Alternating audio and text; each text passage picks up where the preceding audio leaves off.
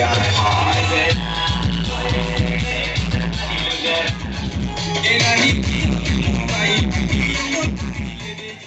तो स्वागत है हमारे यूट्यूब चैनल संतोष वन के ब्लॉग में। तो आशा है आप सब अच्छे होंगे। आज वीडियो में बहुत ही मजा आने वाला है। राधिका डीजे जो आया गाइस, तो चलते हैं डीजे की ओर।